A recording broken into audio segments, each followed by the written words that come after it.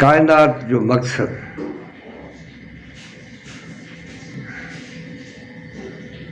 खुदा फरमाए थो जे असांजो ही इरादो हुजे हा त कायनाती सिलसिलो ईअं ई खेल तमाशे वांगुरु रहे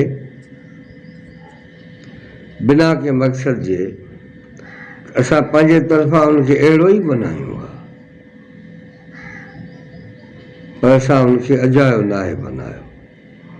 कादिर पंहिंजी कुदरत सी मिली मकान, कादिर जे कुदरत जा मिली मकान। उन तख़लीक़ अहिड़ी तरह अमल में आंदी वई आहे जो हिते तख़लीबी ऐं तैमीरी क़ुवतुनि में छिकताण रहे थी। हक़ जूं तैमीरी क़ुवतूं बातिल जे तख़लीबी क़ुवतुनि ते लगातार हमला कंदियूं रहंदियूं आहिनि ऐं अहिड़ी तरह नेठि उनखे तहस नहस करे छॾींदियूं आहिनि ऐं बातिल हार खाई भॼी वेंदो आहे। हीअ आहे असांजो काइनाती प्रोग्राम।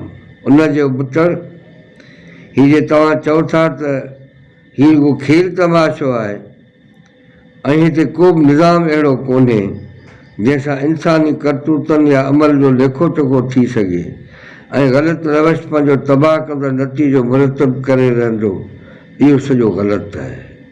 ऐं क़ाबिल सद अफ़सोस ऐं हज़ारे तबाहियुनि जे कारण काइनात में जेकी कुझु बि आहे सभु ख़ुदा जे तय कयल प्रोग्राम जी तकमील लाइ अमली तौरु सरगर्म आहे। काइनात जी का बि क़ुवत उन जे कानून जे इताअत खां कंध नथी कढाए सघे ऐं न ई उहा कॾहिं पंहिंजनि फ़र्ज़नि जी अदायगी खां क़िबा या थकिजी सघे थी।